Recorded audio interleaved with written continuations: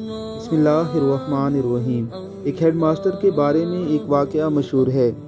جب وہ کسی اسکول میں استاد تعینات تھے تو انہوں نے اپنی کلاس کا ٹیسٹ لیا۔ ٹیسٹ کے خاتمے پر انہوں نے سب کی کاپیاں چیک کی اور ہر بچے کو اپنی اپنی کاپی اپنے ہاتھ میں پکڑ کر ایک قطار میں کھڑے ہو جانے کو کہا۔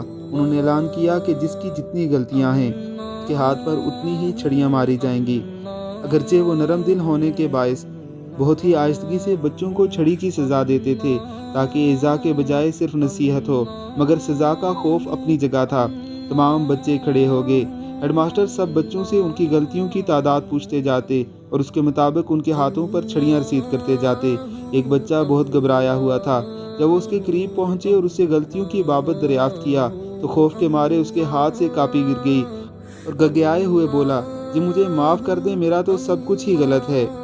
معرفت کی گود میں پلے ہوئے ہیڈ ماسٹر اس کے جملے کی تاب نہ لا سکے۔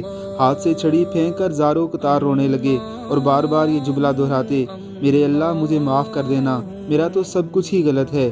روتے روتے ان کی ہچکی بند گئی۔ اس بچے کو ایک ہی بات کہتے، تم نے یہ کیا کہہ دیا ہے، یہ کیا کہہ دیا ہے میرے بچے، میرے اللہ مجھے معاف کر دینا، میرا تو سب کچھ ہی غلط ہے۔